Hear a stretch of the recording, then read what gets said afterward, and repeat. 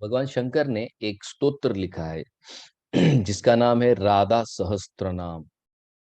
तो ये अगर आप पढ़ोगे, जिसमें श्रीमती राधा रानी के 1000 नाम दिए गए राधा सहस्त्र।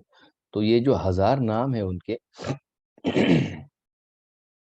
तो ये भगवान शंकर तब बताते हैं जब दुर्गा जी ये प्रश्न उठाती है कि "हम्म, आप तो हमेशा कहते हैं कि ये जो आदि शक्ति जिसको हम कहते हैं, तो दुर्गा जी ने भगवान शंकर के मुख से राधा रानी का नाम सुना और उनके मन में ये प्रश्न उठता है कि भाई कि ये आदि शक्ति जो आप कहते हैं राधा रानी को, तो इसके बारे में आप मुझे बताइए।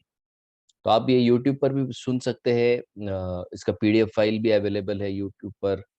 तो अगर आप सर्च करोगे गूगल पर तो आपको मिल जाएगा। तो उसकी शुरुआती इस तरीके से होती है कि आप मुझे राधा रानी के बारे में बताइए जो आदि शक्ति है, जिसका आप इतना गुणगान करते हैं। कौन? अब ये दुर्गा जी भगवान शंकर को पूछती है कि आप मुझे राधा रानी के बारे में बताइए। और वहां पर राधा रानी के सहस्त्र माने 1000 नाम भगवान शंकर गाते हैं और कहते हैं कि जो भी व्यक्ति ये आदि शक्ति श्रीमती राधा रानी का ये जो 1000 नामों का गायन करेगा, बहुत शक्तिशाली हो जाएगा, बहुत वैभवशाली हो जाएगा, बहुत शक्ति का और सम्मान का वो व्यक्ति पात्र हो जाता है। तो समझने वाली बात ये है कि ये 1000 नामों में जब आप नाम पढ़ेंगे, तो भगवान शंकर जितने भी शक्तियों के नाम है, जितने भी स्त्री शक्ति के नाम है, फिर वो रुक्मिणी हो, वो लक्ष्मी हो, वो सत्यभामा हो, अन्य जो भी है, वो सभी के नामों को यहाँ पर राधा सहस्त्र नाम में वो गाते हैं। यहाँ तक कि वो कहते हैं कि दुर्गा तुम भी, या अभी ये उसमें आता है, मैंने उसके स्क्रीनशॉट निकाल कर रखे हैं, अगर आप चाहे तो मैं ग्रुप पर डाल सकता हूँ। तो वहां पर वो बताते हैं कि दुर्गा तुम भी और अन्य कोई नहीं हो, तुम भी राधा रानी का ही विस्तारित रूप हो, तुम भी राधा रानी से ही उत्पन्न हुई हो। तो ये बात वहां पर भगवान शंकर राधा सहस्त्र नाम में बताते हैं। तो इतना सुंदर उसमें विवरण है, जितनी भी सारी स्त्री शक्ति का जो स्वरूप आज हमारे सामने प्रकट है, फिर वो दुर्गा है, सती है, कात्यायनी है, अन्य अन्य जितनी सारी देवियां हैं, उनके नाम आपको राधा सहस्त्र नाम में मिलेंगे। तो प्रमुख नाम ये जितने भी लोगों का है, वो किसका है? ये राधा रानी से ही उत्पन्न हुई शक्तियों का नाम है। तो आप पढ़ सकते हैं। अभी दुर्गा पूजा चल रही है, तो वास्तविक में वहां पर नव दुर्गा का वर्णन आता है। और इस नव दुर्गा के वर्णन में वहां पर वो बताते हैं कि ये जो नव दुर्गा की उपासना हम करते हैं, ये नव दुर्गा भी किससे आते हैं? वो राधा रानी से ही आते हैं। यहाँ पर उस स्तोत्र में ऐसे बताते हैं। तो सभी को फिर से एक बार दुर्गाष्टमी की हम बधाई देते हैं। और इस 9 दिन अगर हमें किसी की शक्ति की उपासना करनी है, तो आप श्रीमती राधा रानी की उपासना कीजिए। मैंने आपको रेफरेंस भी बताया कहाँ से ये मैं बोल रहा हूँ। तो ये साक्षात भगवान शंकर के शब्द हैं और वो उनके शब्द कभी झूठ आज दिन तक नहीं हुए हैं। तो अगर वास्तविक रूप में हमें आदि शक्ति की उपासना करनी है इन 9 दिनों में, तो हमें राधा रानी की उपासना करनी चाहिए इन 9 दिनों में। तो अपने आप दुर्गा देवी भी संतुष्ट हो जाएगी, क्योंकि वो उनका ही एक विस्तारित रूप है। तो आइए हम हमारे गीता के पाठ को शुरू करते हैं। चौथा अध्याय शुरू है, ट्रांसेंडेंटल नॉलेज, दिव्य ज्ञान, जिसमें हम 6 श्लोक कवर कर चुके हैं। 6 श्लोकों में हमने बहुत गहराई से विस्तार से चर्चा की। किस तरीके से पहले 2 श्लोकों में भगवान कृष्ण ये बताते हैं कि ये जो गीता का ज्ञान है, ये वास्तविक में गृहस्थ जो भी भक्त हैं उनके लिए है। फिर आगे चलकर भगवान कृष्ण तीसरे श्लोक में बताते हैं कि मैं तुम्हें ये ज्ञान क्यों बता रहा हूँ, क्योंकि तुम मेरे भक्त हो, तुम मेरे सखा हो। चौथा वो फिर अर्जुन प्रश्न उठाते हैं कि तुम कह रहे हो कि ये नॉलेज मैंने विवस्वान सूर्य देव को दिया, लेकिन तुम और मैं तो एक उम्र के हैं और हमसे पहले विवस्वान सूर्य देव हुए हैं। तब फिर भगवान कृष्ण 5 से लेकर 10 ये जो श्लोक है, जो आज हम पूरा करेंगे इस सेक्शन को, जिसमें भगवान कृष्ण बताते हैं अपने दिव्य जन्म और कर्म के विषय में यहाँ पर भगवान कृष्ण बताएंगे। तो 5वें श्लोक में भगवान कृष्ण कहते हैं कि बहुत सारे जन्म हो गए तुम्हारे और मेरे, लेकिन तुम्हें पिछले जन्मों की याद नहीं है, लेकिन मुझे सारे जन्म याद है। तो उसका कारण हमने देखा था कि क्यों कृष्ण को सब याद है और हमें क्यों नहीं? क्योंकि कृष्ण एक ही देह को कंटिन्यू करते हैं, वो देह बदलते नहीं है, लेकिन हम देह बदलते हैं और पुराने देह के साथ जो भी हमारे अनुभव होते हैं उसको ढक दिया जाता है। क्यों ढक दिया जाता है? क्योंकि ये जो नया शुरुआत हमने किया है, वो हम आनंद पूर्वक उसे बिता सकते हैं। क्योंकि अगर मान लीजिए रात में आपको बहुत भयंकर सपना आया है और दिन भर आपको वो सपना बार-बार आपके सामने आएगा, तो क्या आप वो दिन को खुशी से बिता पाओगे? बिल्कुल। वैसे ही पूर्व जीवन में बहुत सारी गलतियाँ हुई है, बहुत सारी त्रुटियाँ हुई है और बहुत सारे हादसे हुए हैं। तो ये सब हादसे अगर हमें रोज-रोज याद आए, तो फिर ये जीवन में हमारी जो अधूरी इच्छा है, वो हम पूरा नहीं कर पाएँगे। इसलिए भगवान कृष्ण बड़े कृपालु है, दयालु है कि उन्होंने पुरानी जितनी स्मृतियाँ है, उसको ढक दिया है। ठीक है? तो उन्होंने उन्होंने इन पुरानी स्मृतियों को ढकने के कारण अब हमें उसके विषय में कुछ ज़्यादा याद नहीं है। तो यहाँ पर भगवान कृष्ण अर्जुन को बताते हैं कि मुझे याद है, तुम्हें याद नहीं है। और फिर छठे श्लोक में भगवान कृष्ण बहुत सुंदर श्लोक में बताते हैं, अजोपि सन अव्ययात्मा भूतानाम ईश्वरोपि सन प्रकृतिम स्वामधिष्ठाय संभवामि आत्म मायया।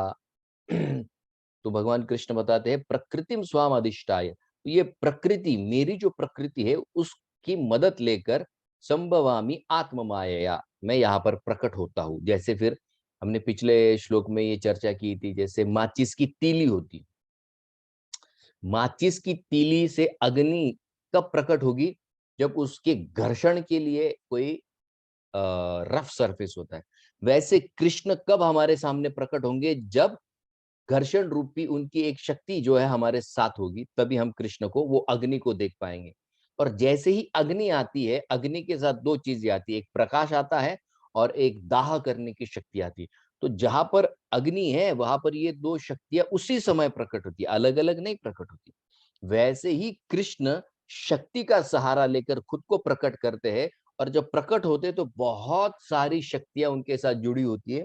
जैसे माचिस की तीली से जब अग्नि प्रकट होती है तो साथ में क्या निकलता है? आग भी निकलती है, गर्माहट भी होती है और तुरंत प्रकाश भी उस जगह पर फैल जाता है। प्रकाश फैलने में कितना समय लगता है? कुछ नहीं, जली नहीं कि वहां पर आग अपना प्रकाश फैला देती है। तो वैसे ही यहाँ पर कृष्ण कहते हैं प्रकृतिम स्वाम अधिष्ठाय संभवामी आत्म मायया। ये होने के बाद आज हम हमारे मुख्य मुद्दे पर आएंगे, क्योंकि कृष्ण ने कहा है जो मेन चीजें हैं जो आज उस पर हम चर्चा करेंगे। कृष्ण के जन्म और कर्म की जो दिव्यता है उस पर हम आज थोड़ा विस्तार से चर्चा करेंगे। ये बहुत इंपॉर्टेंट सेक्शन है, क्योंकि ये किसी भी व्यक्ति के लिए उसकी इमोशनल स्टेबिलिटी के लिए बहुत ज्यादा जरूरी है। ये चीजें अगर हम ठीक से समझेंगे तो हम इमोशनली बहुत स्टेबल रह पाएंगे। तो इमोशनल स्टेबिलिटी जिन जिन को चाहिए उनके लिए ये सेक्शन बहुत इंपॉर्टेंट है। हम सभी के लिए ये सेक्शन बहुत ज्यादा इंपॉर्टेंट है, क्योंकि इसमें भगवान कृष्ण दो चीजों की बात करेंगे, एक तो शरणागति की और एक आश्रय की। और हमारे लाइफ में ये वो मुद्दा है जो हमने कहीं ना कहीं इसको बना कर रखा है या इसको पकड़ कर रखा है। हमारी वास्तविक स्थिति एक्चुअली इतनी सुंदर है, लेकिन ये जो दुर्गा है, ये जो माया है, ये जो त्रिगुणात्मक माया है, वो सारी चीजों को इतना उल्टा कर देती है, इतना उल्टा कर देती है कि वास्तविकता को हम नहीं समझ पाते हैं। तो हम बड़े आनंद से माता दुर्गा की पूजा तो करते हैं, लेकिन माता दुर्गा के विषय में भगवान कृष्ण जब आगे 9वें चैप्टर में बताएंगे, ये त्रिगुणमयी जो मेरी जो माया है, वो इतनी भयंकर है, इतनी भयंकर है, दुस्तर कहते हैं उसको। मम माया दुरत्य है, इतनी दुरत्य है, इतनी दुरत्य है, माने क्या? वो इतनी कठोर है, नहीं छोड़ेगी यहाँ से, नहीं छोड़ती, क्योंकि उसका नाम ही दुर्गा है। और दुर्गा कहाँ से आता है? दुर्ग, दुस्तरती इति गमन, जिससे निकलना, गमन माने निकलना या चलना, जिससे निकलना बहुत ज्यादा दुस्तर है, बहुत ज्यादा कठिन है, उसको कहते हैं दुर्ग। और ऐसे दुर्ग की जो मालकिन है उसका नाम है दुर्गा। तो एक्चुअली वो यहाँ की जेलर है। और उस जेलर से अगर, देखिए जेलर अंदर भी डाल सकता है और मन मर जाए तो बाहर भी छोड़ देगा, क्योंकि उसका चाबी है। तो दुर्गा से अगर हमें कुछ मांगना है इन 9 दिनों में, तो ये मत मांगिए कि धनम देही पुत्रम देही, जॉब दे, बेटे का ठीक हो जाए, ये हो जाए, मेरा घर संभल जाए। शादी हो जाए, ये ठीक है, ये तो वो दे भी देगी, बड़ी बात नहीं। ये तो उन्हें जन्म जन्म मांगा है हमने, और उसने दिया भी। मांगना अगर कुछ है तो उसको बोलो चाबी दो यहाँ से निकलने की, क्योंकि वो उसके उसको पता है कि यहाँ से बाहर कैसे निकला जाता है। क्योंकि 3 गुण का मतलब क्या होता है? गुण का एक मतलब होता है रस्सी या चेन। तो ये माया क्या करती है? चेन से बांध कर रखती है हमको। कौन सी चेन है? सत्वगुनी चेन, रजोगुनी चेन, तमोगुनी चेन। तो जब हम ये चीजें मांगते हैं, मुझे ये दो, मुझे वो दो, मुझे सुंदरता दो, मुझे धन दौलत दो, मुझे, तो हम क्या कह रहे हैं? मुझे और बांध दो, मुझे और चेन से बांध दो। ये बांधने की बात करते हैं हम दुर्गा से। उसने ऐसे भी बांध कर रखा है, और हम ऊपर से उसको कहते हैं और बांध दो। और उसका एक दूसरा स्वभाव क्या है? मान लीजिए अभी मेरे सामने सोनल माता जी है, सुनील प्रभु जी है, और अन्य कोई भी एक भक्त है, तो चिराग है मान लीजिए। तो सोनल माता जी को हमने सोने की चेन से बांध दिया, सुनील प्रभु को हमने चांदी की चेन से बांध दिया, और चिराग को हमने लोहे की चेन से बांध दिया। अब चिराग सोचेगा, यार ये सोनल माता जी की चेन तो सोने की है, ये सुनील प्रभु जी की चेन तो चांदी की है, और मेरी चेन तो बड़ी लोहे की है। तो वो क्या करेगा? जाएगा दुर्गा जी के पास, देखो मेरे को आपने बांधा, ये ठीक है, लेकिन मुझे सोने की चेन से बांधो। लेकिन बाहर से जो वास्तविक व्यक्ति दिखेगा, वो पूछेगा भाई फर्क क्या पड़ेगा? सोने की चेन से, चांदी की चेन से, लोहे की चेन से, यार तो बंधा तो हमेशा ही रहेगा ना। तो दिमाग वाली बात किसमें है कि भाई छूटे कैसे? चांदी की सोने को बनाने के लिए हम दुर्गा के पास जाते हैं। अरे लेकिन चेन तो चेन है, हथकड़ी तो हथकड़ी, वो सोने की हथकड़ी हो चांदी की, उससे फर्क क्या पड़ता है? बंदे तो हमेशा ही रहेंगे। लेकिन हमको उसमें अच्छा लगता है कि नहीं नहीं, मेरे को मेरी सोने की हथकड़ी है, मेरी चांदी की हथकड़ी है, उसका गुण गौरव करते। चांदी की हथकड़ी, सोने की हथकड़ी में मैं इतना सुंदर हूँ, मैं इतनी सुंदर हूँ, मेरे, हम तो करोड़पति है, हम तो रोडपति है, हम तो ये है, हम तो वो है। ये क्या? ये सब हथकड़ियां है। और दुर्गा के पास जा जाके रोक रोक के बोलते मेरे को भी सोने की हथकड़ी से बांधो, मुझे भी सोने की हथकड़ी दो। लेकिन होशियार वही है जो दुर्गा के पास किस लिए जाता है? बोले छोड़वाओ यहाँ से यार, एक बार का निकालो यहाँ से। तो ये 9 दिन उससे क्या मांगना है, पहले ये तो समझ लीजिए आप। वही हमको पता नहीं कि हम उसे मांगते क्या है। तो यहाँ पर आज के श्लोक में ये सारी चीजों का बड़े संक्षेप में हम लोग वर्णन और विवरण सुनेंगे। कितना एक एक श्लोक में भगवान कृष्ण ने डिटेल नॉलेज भर कर रखा है। ठीक है, तो मैं मेरी स्क्रीन आपके साथ शेयर करता हूँ, तो हम आज के सेक्शन को पूरा करेंगे।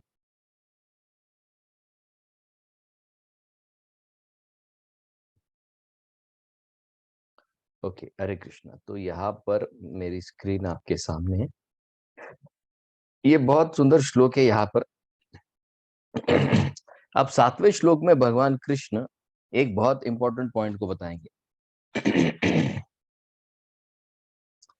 अब छठे श्लोक में भगवान कृष्ण ने अपने जन्म की जो यूनिकनेस है उसको बताया। ठीक है। अब कृष्ण को अगर आप पूछो कि भाई ठीक है, आपके जन्म के बारे में तो आपने बताया, लेकिन ये आपके जन्म का समय क्या होता है? आप कब कब जन्म लेते हैं?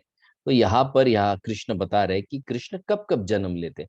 अब ये श्लोक में आजकल जो भी सारे लोग बाहर आपको प्रश्न पूछेंगे ना, ये सारे प्रश्नों के उत्तर दे दिए गए। कई बार लोग प्रश्न पूछते लोग कि भाई आज इतना भयंकर स्थिति है बाहर, कृष्ण क्यों नहीं आते? ये जो श्लोक है बहुत फेमस श्लोक है, सभी लोग भारत में जानते हैं इसको। तो लोग पूछते हैं ना क्यों नहीं आते कृष्ण, तो उसका कारण भी यहाँ पर दिया जाएगा। कृष्ण कब आते इसका कारण भी दिया, कृष्ण के आने के पीछे का प्रयोजन क्या है ये भी बताया जाएगा। सब आपके डाउट से श्लोकों में, 2 श्लोकों में क्लियर हो जाए।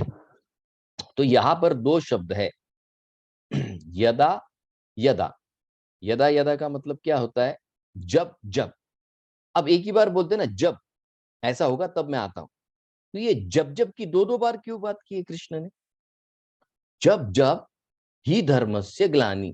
ये देखिए यहाँ पर ये जो 2 शब्द है ना, धर्मस्य ग्लानि, यहाँ पर धर्मस्य ग्लानि, धर्म की ग्लानि माने क्या?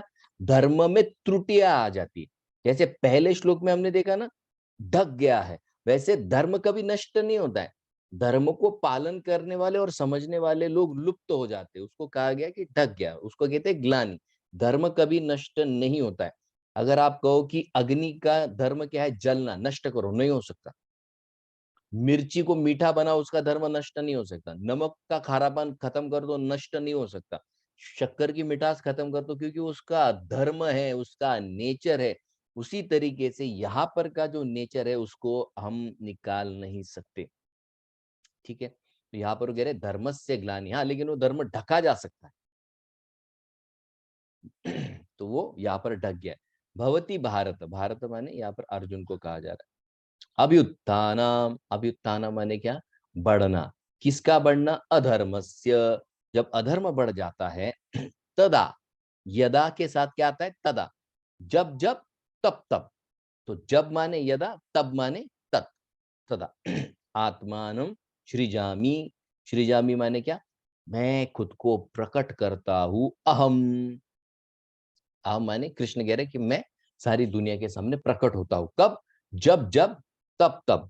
जब जब धर्म की ग्लानि होती है, अधर्म बढ़ जाता है, तब तब मैं यहाँ पर आता हूं। ठीक है, अभी ये श्लोक को हम थोड़ा डिटेल में चर्चा करें।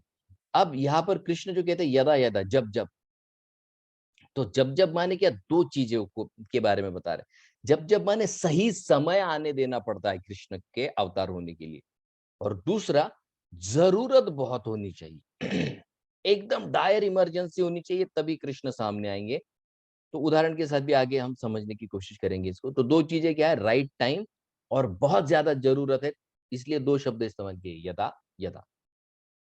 ठीक है, तो दो बार यदा यदा कहने के लिए दूसरा और एक बात बताते हैं कि कृष्ण राइट टाइम और राइट जरूरत जब होती है, तो वो चाहे उतनी बार एक ही समय पर प्रकट हो सकते हैं।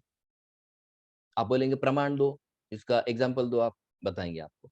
समुद्र मंथन की लीला अगर आपको पता है, तो समुद्र मंथन की लीला में देवता और असुरों का संग्राम हुआ। तो एक जगह पर भगवान कृष्ण के चार रूप प्रकट होते हैं।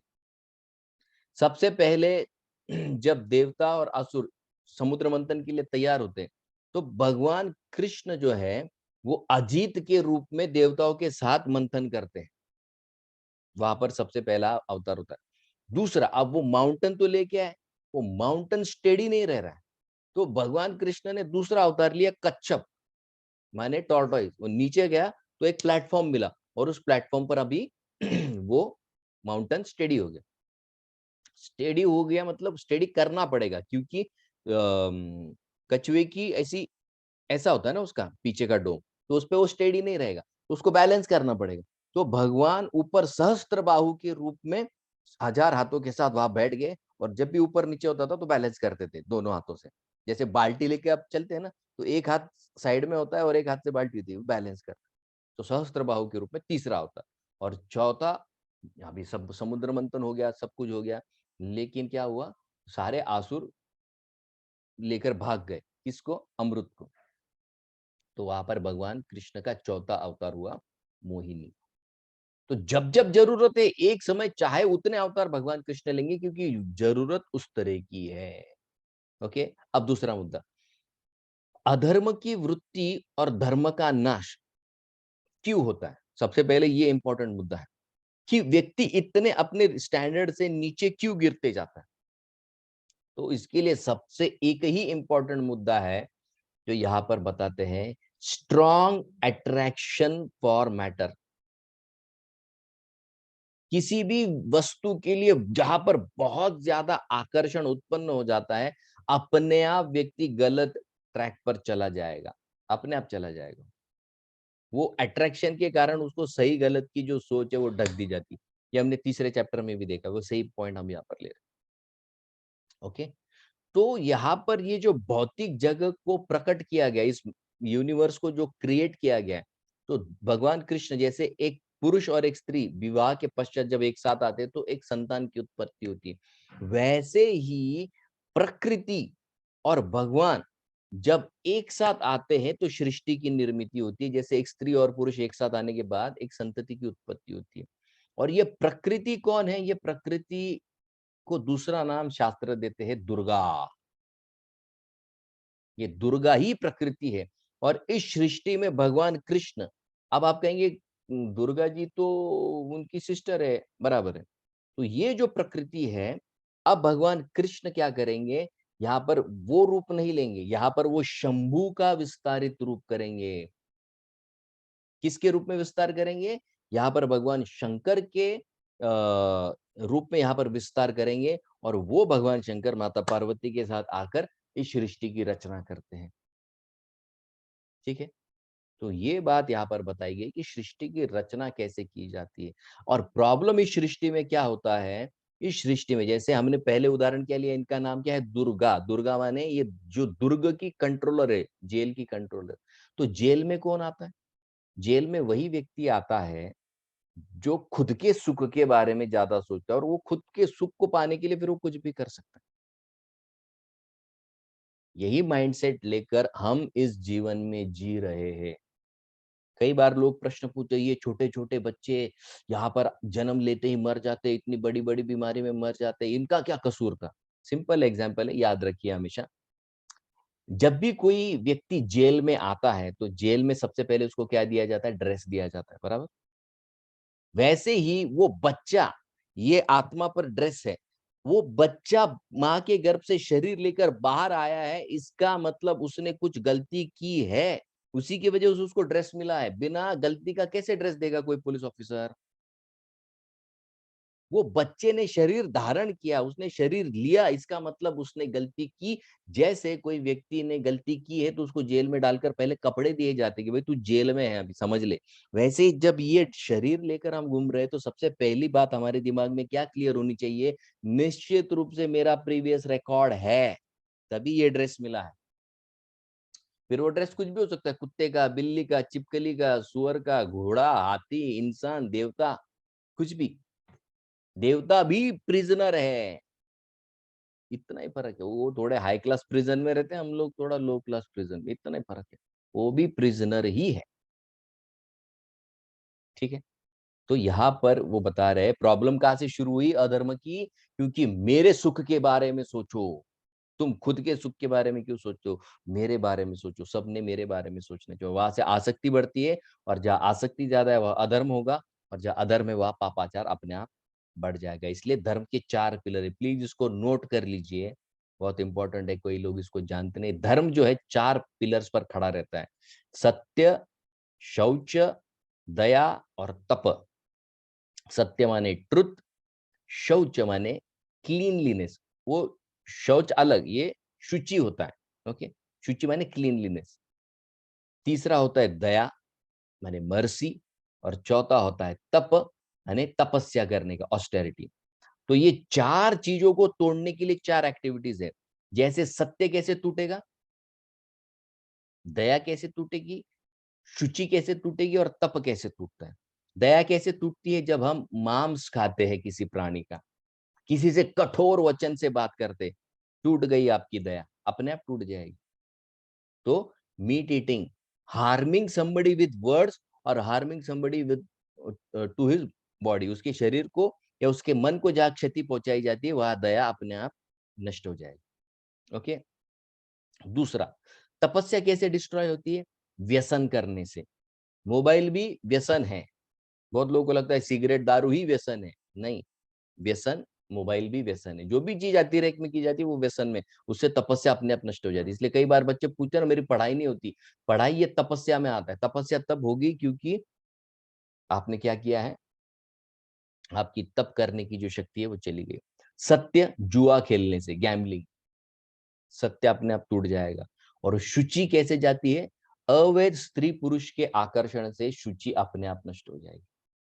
इसलिए इस्कॉन में जब आप आते हैं तो आपको कहा जाता है कि भाई जैसे जैसे आप धीरे धीरे आगे चलकर प्रोग्रेस करो तो ये 4 नियम आपको पालन करने पड़ेंगे, क्योंकि ये 4 नियम, ये 4 पिलर को पकड़ के रखते हैं, हमारे इंटरनल स्ट्रक्चर को स्ट्रांग बना कर रखते हैं। तो बड़े बड़े टेम्पटेशन में भी व्यक्ति अपने इमोशनल बैलेंस को नहीं खोता है। ठीक है? तो यहाँ पर वो बता रहे। अब धर्म की ग्लानि जैसे आकर्षण से शुरू होती है। आकर्षण का दूसरा मतलब वो बताते हैं कि सकाम भाव जो है कि भाई मेरे लिए क्या है, ये यहाँ से शुरू होती है। और अधर्म कहाँ से? अधर्म जब व्यक्ति खुद के बारे में इतना सोचता है कि उसने ली हुई रोल के साथ जो ड्यूटी आई है वो करने में मना कर देता है, तो अपने आप अधर्म भी फैलने लग जाएगा। फिर वो गलत आचरण में, जैसे अर्जुन पहले चैप्टर में उसको वो बोलता है कि मैं युद्ध नहीं करूंगा, युद्ध करना उसकी ड्यूटी है। लेकिन वो खुद के बारे में इतना सोच रहा है कि मुझे पाप लगेगा, मेरे घर वाले चले जाएंगे तो मैं किसके साथ सुख बांटूंगा, मेरा आगे क्या हुआ, मेरा मेरा मेरा खुद के बारे में सोच रहा है। तो अपने आप कहाँ पर आ गया, वो अधर्म की वृत्ति में आ गया, खुद की ड्यूटी को छोड़ने लग गया था। तो ये सारी चीजों को सिखाने के लिए भगवान कृष्ण को आना पड़ता है कि भाई निष्काम भाव कितना इंपॉर्टेंट है। कई बार लोग बोलते हैं ये निष्काम भाव को आप इतना बार बार स्ट्रेस की, इसका प्रैक्टिकल एप्लीकेशन क्या है? मैं सिंपल बताता हूँ, एक स्टोरी है, मैंने पिछली बार भी बताई थी, रिपीट करता हूँ क्योंकि समझने में बहुत इंपॉर्टेंट है। निष्काम होना इतना हेल्दी लाइफ के लिए इतना इंपॉर्टेंट है। एक ये रियल स्टोरी है, हमको साइकोलॉजी में ये बताया गया था ये स्टोरी। एक ये यूएस में एक बहुत बड़ा व्यक्ति था, मिलियनियर, बहुत पैसा, लेकिन पैसा कमाते-कमाते वो इतनी गलत आदतों में पड़ गया और गलत व्यसन उसको लग गए, तो उसको एक बहुत भयंकर बीमारी हो गई। और जब उसको बीमारी हो गई तो डॉक्टर बोले देखिए आपके पास 2-3 महीने से ज़्यादा नहीं। तो उसको लगा यार इतना पैसा कमाया जीवन में मैंने, इतनी भागा-दौड़ी की, इतना नाम, इज़्ज़त, दौलत, शोहरत सब कमाया, अभी किस काम का है? तो उसने क्या किया, बोले ठीक है अभी 2 महीने बचे, मन में जो आए वो करेंगे आराम से। उसने अपने सारे पैसे बैंक में डाल दिए, उसका जो कार्ड था वो लिया और वो एक लॉन्ग वर्ल्ड टूर के लिए निकल गया क्रूज़ पर। और वो क्रूज़ पर उसको जो अच्छा लगे वो खाता था, जो अच्छा लगे वो करता था, क्योंकि कोई बॉदरेशन नहीं। ऑफ़ कोर्स उसने अभी जो उसके अनुभव से सीखा था, अभी गलत काम नहीं, लेकिन उसको लगा आइसक्रीम खाना है, आइसक्रीम खा लो। उसको लगा यहाँ स्विमिंग करना है, कर लो, यहाँ पर जाना है, वहाँ पर जाओ, यहाँ घूमना है, घूम जो करना है वो करता। और देखते ही देखते जब उसके 2-3 महीने का जो समय था, जहाँ वो वर्ल्ड टूर में बिता रहा है, अब उसको अपने आप अच्छा लगने लग गया था। उसके शरीर को उसने देखा कि उसका जो वज़न बहुत पहले कम हो गया था।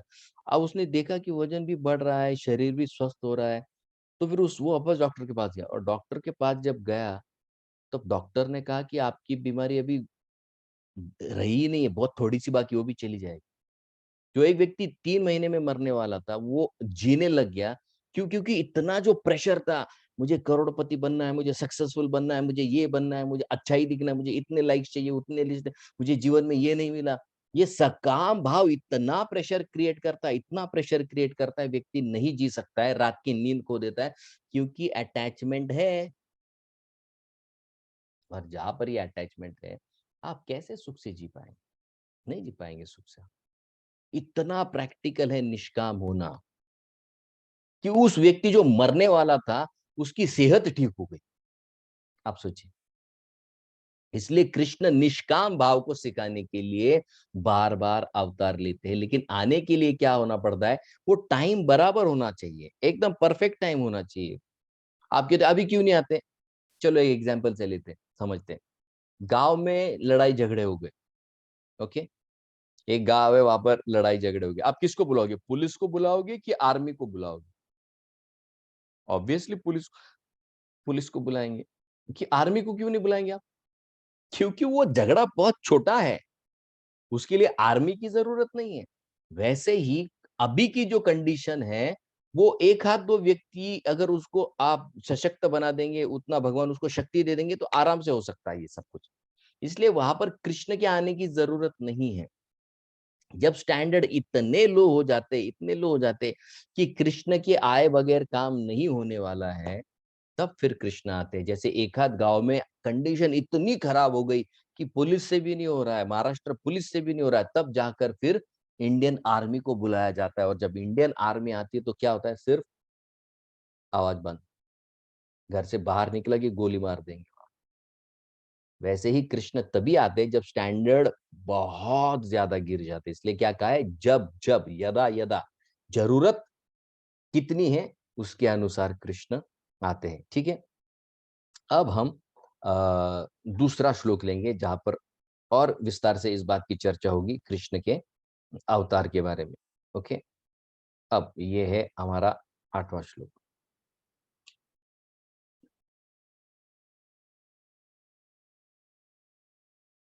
ओके, अब 8वें श्लोक को उसी लाइन्स में हमको देखना है, क्योंकि यहाँ पर कृष्ण और ज़्यादा हमें डिटेल में बताएँगे।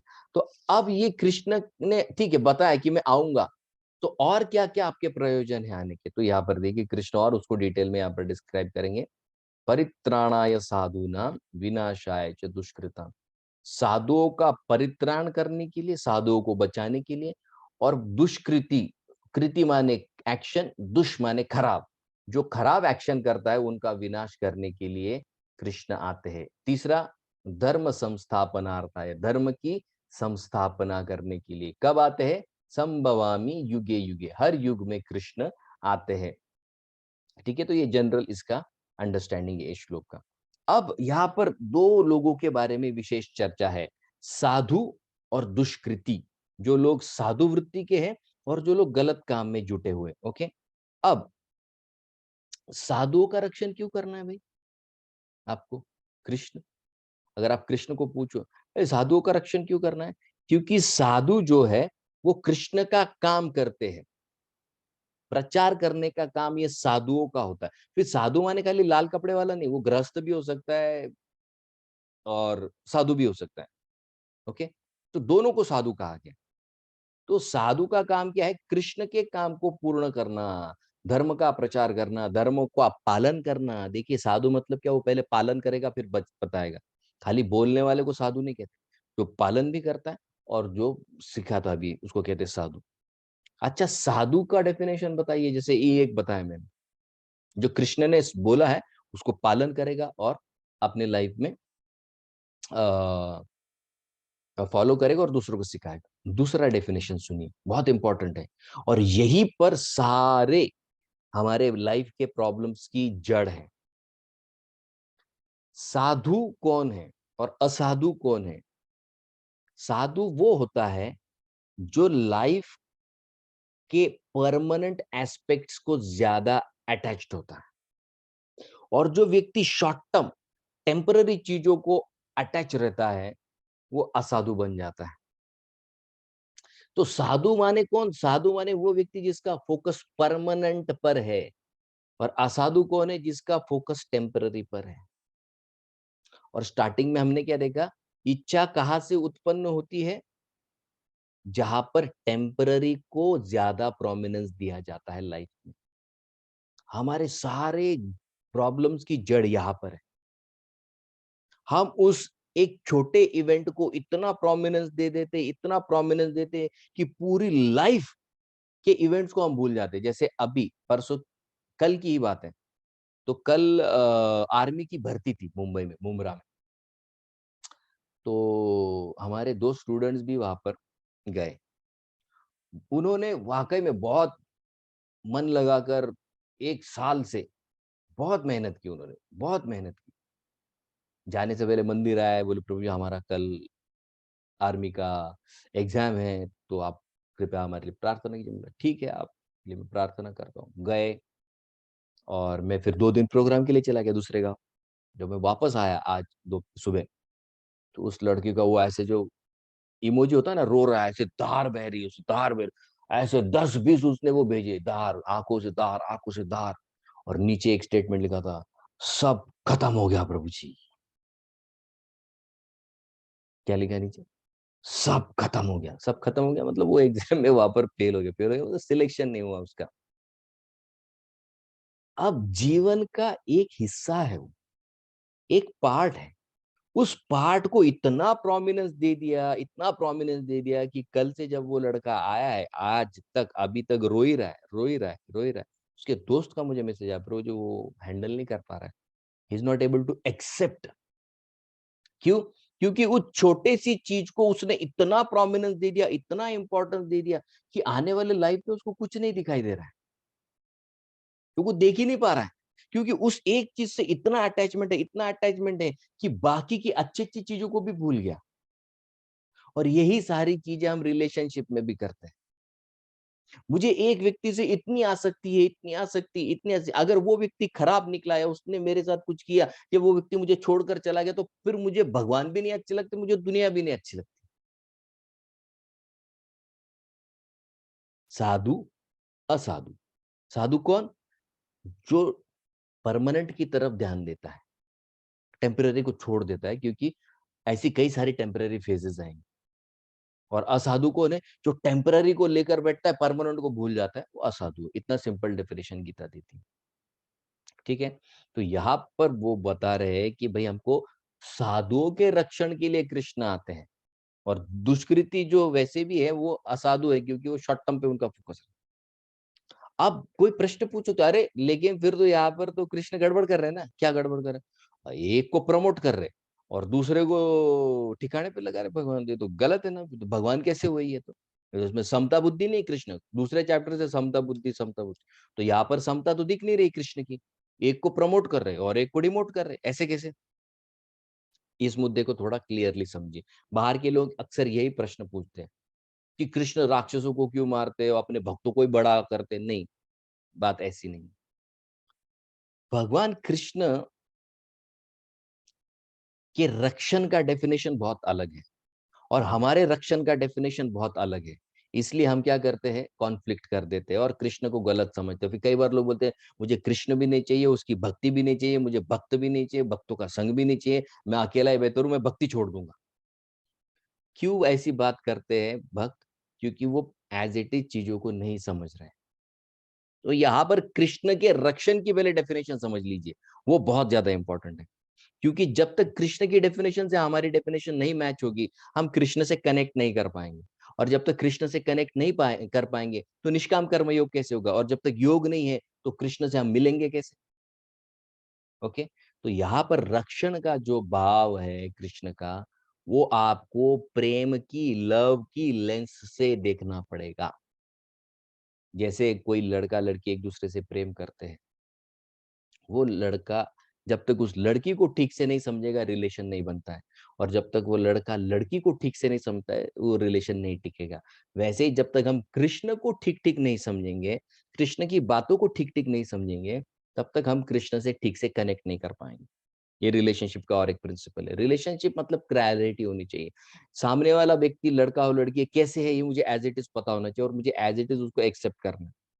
तो यहाँ पर कृष्ण जब रक्षण की बात करते हैं, तो कृष्ण किस चीज के रक्षण की बात करते हैं, ये पहले समझ लीजिए। तो कृष्ण जब रक्षण की बात करते हैं, तो कृष्ण उस साधक का प्रेम, कृष्ण के लिए जो प्रेम है और कृष्ण के लिए जो इमोशंस है, उसके रक्षण का वायदा करते हैं। कृष्ण कहीं पर भी ये वायदा नहीं करते कि मैं तुम्हारे शरीर का रक्षण करूंगा। प्लीज इसको समझ लीजिए। और कई बार भक्त यही गलती करते हैं। ये मैं भी पहले सोचता था कि कृष्ण जब रक्षण की बात करते हैं मतलब सबसे पहले हमारे शरीर का ही रक्षण करना चाहिए। कई बार लोग पूछते हैं ना, हमारे घर से ये चला गया, हमारे घर से वो चले गए, मेरे में तो इतना प्रेम करता था उससे, या मैं इतना प्रेम करती थी उससे, वो तो चला गया। कृष्ण हमारे भाव का रक्षण करते हैं, कृष्ण हमारे प्रेम का रक्षण करते हैं। शरीर ऐसे भी एक दिन जाने वाला है। कृष्ण टेम्पररी चीजों पर फोकस नहीं करते। क्यों? क्योंकि पहले हमने डेफिनेशन देख लिए, जो टेम्पररी पर फोकस करता है वो असाधु होता है। और कृष्ण ने क्या कहा है, मैं साधुओं का रक्षण करने के लिए आता हूँ, विनाशाय च दुष्कृताम परित्राणाय च साधुनाम। तो फिर कृष्ण अगर ऐसा करेंगे तो अपनी डेफिनेशन को कॉन्ट्रडिक्ट कर देंगे। क्योंकि कृष्ण तो फिर टेम्पररी को ज्यादा इंपॉर्टेंस दे देंगे। पहली बात। दूसरी बात, तो साधु किसको कहते हैं? परित्राण है साधु का। साधु का और एक डेफिनेशन अभी देखो, बहुत इंपॉर्टेंट बात है, इसको मिस मत कीजिए आप। साधु कौन होता है? साधु वो व्यक्ति होता है जो डिफिकल्टी में फ्लरिश करता है। ये देखिए, आजकल ये हमको मोटिवेशनल स्पीकर बताता है डिफिकल्ट में वो व्यक्ति होता है जो डिफिकल्टी को अच्छी तरह, तो साधु की डेफिनेशन में कृष्ण यही बता रहे। साधु वो व्यक्ति होता है जो डिफिकल्ट सिचुएशन में फ्लरिश करता है। कैसे फ्लरिश करता है वो अब हम देखेंगे। कई बार स्टूडेंट्स, अभी जैसे ये दो स्टूडेंट्स का मैंने एग्जांपल दिया, एक्चुअली डिफिकल्ट सिचुएशन है, माना कि उन्होंने साल भर बहुत मेहनत की लेकिन नहीं हो पाए, नाराज होना नेचुरल है, हम उस चीज को गलत नहीं कह रहे, लेकिन वहां पर रुक जाना, ग्रोथ को बंद कर देना, ये खतरनाक है। और यही चीज कृष्ण कहते हैं कि डिफिकल्ट सिचुएशन में ग्रोथ डबल होने की चांसेस ज्यादा होते हैं। दो पेड़ है, आप घर में करके देखिए एक्सपेरिमेंट, दो पेड़ लगाइए, एक पेड़ को, दो पेड़ एक साथ लगाइए और एक पेड़ को रोज पानी दीजिए, उसको मिनरल्स डालिए, उसको फर्टिलाइजर डालिए, उसको सही सही चीजें दीजिए। दूसरा एक पेड़ है, उसको बेसिक दीजिए, एकदम बेसिक। और दोनों को जब बड़े हो जाएंगे तो भरी बारिश में रख दीजिए। जिसको बहुत ज्यादा दिया है ना, वो पेड़ ऐसे टूट जाएगा, क्योंकि उसकी जड़ें नीचे नहीं जाती, उसको लगता है सब ऊपर-ऊपर मिल रहा है, खाते रहो और मज़े करते रहो। लेकिन जिसको एकदम बेसिक मिनिमम मिलता है ना, उसको नीचे जाकर ढूँढना पड़ता है। और जब वो जितना नीचे उसकी जड़ जाएगी ना, उतना स्ट्रॉन्ग वो होता है और जितना स्ट्रॉन्ग है ना, तो ये डिफ़िकल्टीज़ के जो भी बड़े-बड़े बादल आएँगे, बड़े-बड़े बाढ़ आएगी, उसमें वो पेड़ गिरेगा नहीं, क्योंकि वो ज़मीन में इतना नीचे गया है, क्या बारिश और क्या तूफ़ान उसका कर लेगा, कुछ नहीं, उसको उखाड़ भी नहीं पाएगा वो पेड़ को। तो यही बात साधु के बारे में, मतलब साधु का डेफ़िनिशन क्या है? जो डिफ़िकल्ट टाइम में फ्लरिश होता है, उसको साधु कहा जाता है। वो डेफिनेशन वाइज़ यहाँ पर बता रहे हैं। तो वो कैसे क्या करता है, वो कैसे ग्रो करता है, उस समय में वो अपनी प्रैक्टिसेस को और ज़्यादा स्ट्रॉन्ग करता है और कृष्ण की शरण लेता है। इस तरीके से वो क्या करता है, कृष्ण का ज़्यादा स्मरण करने की वजह से इतना स्ट्रॉन्ग होता है, इतना डिटरमाइंड होता है, जैसे कुंती महारानी। अब कुंती महारानी के लाइफ में क्या प्रॉब्लम्स नहीं आए, बचपन से भीम को मारने की कोशिश की, युधिष्ठिर को राजा नहीं बनने दिया, उनकी खुद की पुत्रवधू को उन्होंने विवस्त्र करने की कोशिश की, गैम्बलिंग का मैच खेला, उनके घर को आग लगा दी। इतना होने के पश्चात, इतने डिफिकल्ट सिचुएशन आने के पश्चात, अरे ये दुर्गा पूजा है। हम वो डांडिया खेलने जाते हैं। अरे ये वास्तविक दुर्गा पूजा है। एक स्त्री की शक्ति का यहाँ पर प्रदर्शन है। ये कुंती को देखिए। कल हम इन्हीं के कैरेक्टर्स को लेने वाले महाभारत की सीरीज में। तो कुंती लेंगे, एक द्रौपदी लेंगे और एक गांधारी लेंगे। इन तीनों को हम कंपेयर करने वाले कल के क्लास। क्योंकि ये स्त्री की सबसे बहुत बड़ी शक्ति है। आजकल ये एडवर्टाइज़मेंट में क्या है, मतलब इतना स्टुपिडिटी है कि हर वो चीज़ के आगे तुमको स्त्री को क्यों रखना है? तुम टूथब्रश की एड में स्त्री को एक एक सीमेंट है, मैं कंपनी का नाम नहीं लूँगा, लेकिन उस सीमेंट की एड में एक लड़की है जो बेथिंग सूट में है और बेथिंग सूट को पहनकर वो समंदर से बाहर आती है और वहाँ पर सीमेंट की गोनी है। अब क्या कॉम्बिनेशन है? समंदर को और सीमेंट का क्या कॉम्बिनेशन, वो लड़की वो भी स्विम सूट में आती और कोई कुछ नहीं बोलता है। हमको प्रमोट किया जाता है और हमारे यूथ उसको एक्सेप्ट भी कर लेते हैं। अभी कैसे आप स्त्री के शक्ति को समझ पाओ? ये दुर्गा पूजा स्त्री के शक्ति का बहुत बड़ा प्रतीक है। नहीं समझ पाएंगे अगर इस, तो यहाँ पर डिफिकल्ट सिचुएशन में स्त्री इतना फ्लरिश कर सकती है। ये कुंती के उदाहरण से, ये द्रौपदी के उदाहरण से, ये गांधारी के उदाहरण से यहाँ पर। तो डिफिकल्ट सिचुएशन में 3 चीज़ें होती है। क्या करना है हमको? डिफिकल्ट सिचुएशन को हैंडल करना। साधु अगर हमें बनना है, तो realign with the reality. Reality के साथ रीअलाइन करो। अच्छा, डिफिकल्ट सिचुएशन है, लेकिन मेरी रियलिटी एक है और मुझे उस रियलिटी की ओर बढ़ना है, तो रीअलाइन करो, क्योंकि डाइवर्ट हो गए इसलिए सही-सही चीज़ें नहीं दिख रही। तो डिफिकल्ट सिचुएशन में क्या करना है? रीअलाइन करना है गोल की तरफ। दूसरा, फोकस को हटा। फोकस गलत जगह पर चला गया, टेम्पररी पर चला गया, मुझे परमानेंट पर फोकस चाहिए। फोकस को रीअलाइन करो। शिफ्ट योर फोकस, पहले रियलाइन करो रियलिटी के साथ, दूसरा फोकस को शिफ्ट करो परमानेंट पे, तीसरा अंडरस्टैंडिंग सही रखो कि ये जो है मुझे डिफिकल्टी क्यों आई है, क्योंकि मुझे स्ट्रांग बनाना है, मेरी स्ट्रेंथ को बढ़ाने के लिए आई है। और उस समय स्पिरिचुअल प्रैक्टिसेस को अगर हम ज्यादा समय देंगे, प्रॉपर टाइम देंगे, तो कोई मुश्किल इतनी बड़ी नहीं है। मैं आज एक लड़की के बारे में बताऊंगा आपको। ये लड़की कोविड का जब लॉकडाउन था, तो मुझे लोअर बैक का पेन है, तो हमारे एक प्रभु जी है, उनकी वाइफ है, यंग है, she is almost like 25 26 years. तो वो फिजियोथेरेपी का सेशंस में हमारा लेती थी। तो फिजियोथेरेपी के सेशन ऑनलाइन होते थे, कभी कभी अगर समय मिलता था तो माता जी और प्रभु जी दोनों आते थे सेशंस के लिए। तो वो उन्होंने उनकी एक दोस्त के बारे में मुझे बताया। अब देखिए, एक लड़की है जो हार्डली 26 ईयर्स ओल्ड है, तो जब वो कॉलेज पास आउट हुई 22 23 में, तो तब की ये बात वो बता रही थी। तो उसकी एक दोस्त है जो उसके जैसे ही very dynamic, very brilliant student, और जब कॉलेज खत्म हो गया तो उसको यूएस में जॉब मिला। वो लड़की को, उसकी दोस्त को, ये माताजी के सहेली को। तो वो यूएस जाने के लिए, और वहां पर एक लड़का भी था जिसको पसंद भी करती थी, तो वहां जाकर उसने शादी भी कर ली उस लड़के के। अब ये सारी चीजें एक साल में हो गई। एक साल भी पूरा नहीं हुआ, शादी करके कुछ ही महीने हुए हैं, तो वो लड़की को पता चलता है कि भाई उस लड़की को थर्ड स्टेज का कैंसर है। सोचिए, 22 23 साल की लड़की है, थर्ड स्टेज का कैंसर है। कोई भी लड़की वही उम्मीद छोड़ देगी, लेकिन एक स्त्री के शक्ति का आप प्रदर्शन देखिए।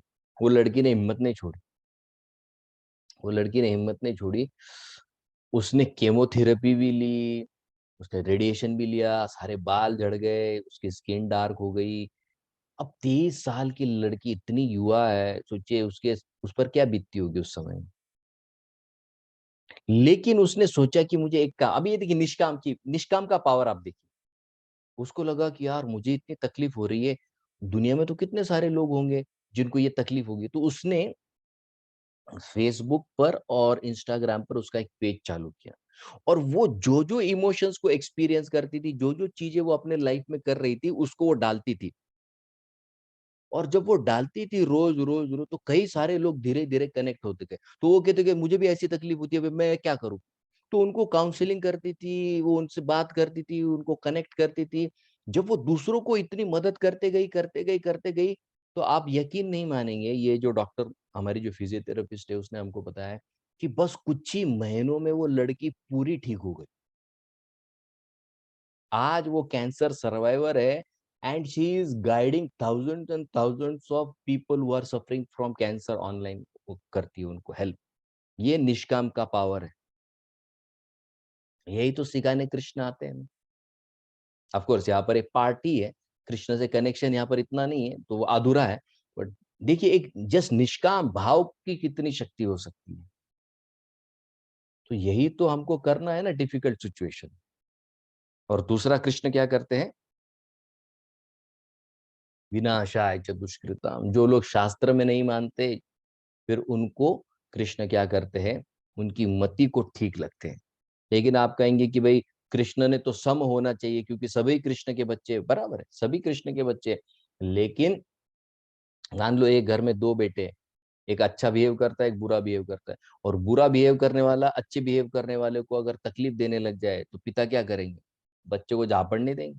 वही तो कृष्ण कर रहे। विनाशाय च दुष्कृताम का मतलब क्या है? मति को ठीक करने आते हैं कृष्ण। चाटा लगा दे, बच्चे का दिमाग ठिकाने पर आ जाता है। वैसे ही यहाँ पर कृष्ण क्या करते हैं? जो दुष्कृति है, इनकी कृति क्यों खराब होती है? क्योंकि मानसिकता खराब है। तो मानसिकता को सुधारने के लिए कृष्ण ये ऐसे करते हैं, ठीक है। लेकिन कई बार आप कहेंगे कि अरे कितने सारे असुरों को कृष्ण ने मार दिया। कृष्ण का मारना भी उनके लिए हितकारक है। जैसे 3:2:20, ये भागवत तीसरा स्कंद दूसरा चैप्टर 20वां श्लोक है। बहुत फेमस श्लोक है भागवत का। तथैव चान्य नरलोक वीरा, ये आहावे कृष्ण मुखारविंदम, नेत्रे पिबंत्यो नयनाभिरामम, पार्थ अस्त्र। पार्थ कौन है? अर्जुन। अस्त्र माने वो बाण चलाता। पूता, पूता माने क्या? अर्जुन के बाण से उनके सारे पाप जल गए। और वो लोग कृष्ण को दर्शनम, दर्शन माने क्या? कृष्ण का मुख अरविंद देखते देखते शरीर छोड़ दिया, तो उनका क्या होगा? पदम आपुर अस्य, वो कृष्ण के पद को, कृष्ण के पद को माने कृष्ण के लोक को, वैकुंठ को प्राप्त हो गए। ये भागवत 3:2:20 है। कृष्ण का मारना भी प्रेम है, कृष्ण का प्रेम करना भी प्रेम है, क्योंकि उसमें शुद्धिकरण है, प्यूरिफिकेशन है। इसलिए यहाँ पर कृष्ण क्या बता रहे?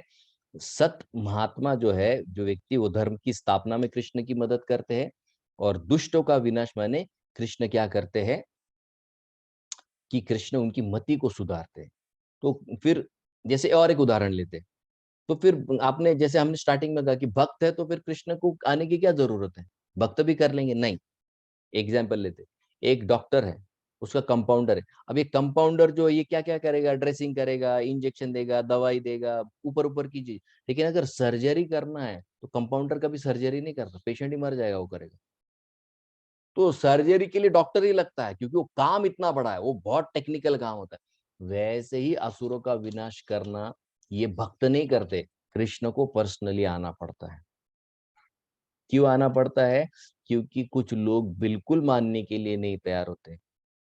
तो पिताजी जब गुस्सा करते हैं बच्चे पर, तो वो बच्चे की भलाई के लिए होता है। पिता प्रेम, प्रेम अपनी जगह होता है, बच्चे को सुधारना पिता का जिम्मेदारी है। तो वही जिम्मेदारी कृष्ण यहाँ पर विनाशाय जो दुष्कृताम, इसके लिए यहाँ पर करते हैं, ठीक है। तो कोई लोग आरोप करते हैं कि कृष्ण में तो समता बुद्धि नहीं है। नहीं, ऐसी बात नहीं है। अगर मान लीजिए किसी को खाना खिलाए, एक दुष्कृति को खिलाया, एक सुकृति को खिलाया, एक साधु को खिलाया, एक दुष्कृति को खिलाया। अन्न में इतनी क्षमता है कि वो दुष्कृति की भी भूख मिटाता है और साधु की भी भूख मिटाता है। पानी, पानी साधु की भी प्यास मिटाएगा, दुष्कृति की भी प्यास में मिटाएगा।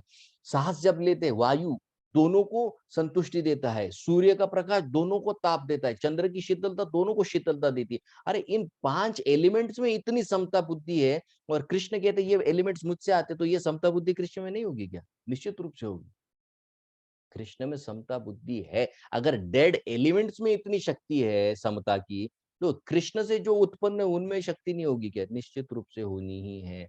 लेकिन कृष्ण का मेन उद्देश्य क्या है? यहाँ से हमको बाहर निकालना, और उसके लिए क्या चाहिए? वो मति ठीक चाहिए, वो अंडरस्टैंडिंग ठीक चाहिए, और इस अंडरस्टैंडिंग के लिए कृष्ण यहाँ पर आते हैं।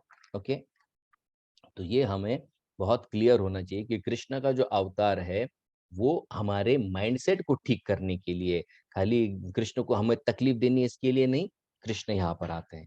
ओके, तो यहाँ पर ये तीसरा श्लोक है। और एक श्लोक लेंगे और फिर हम क्वेश्चन आंसर लेंगे। किसी को कोई क्वेश्चन हो आप पूछ सकते हैं। एक लास्ट श्लोक हम कवर करेंगे, क्योंकि यहाँ पर कृष्ण की लीलाओं के बारे में, कर्म के बारे में, जन्म और कर्म के बारे में है, तो इसको हम कंप्लीट कर लेंगे। तो 4.4 में कृष्ण ने अपने और अर्जुन के जन्म के बारे में डिफरेंस बताया। 4.5 में कृष्ण ने कहा कि मुझे सारे जन्म याद है, तुम्हें नहीं याद है।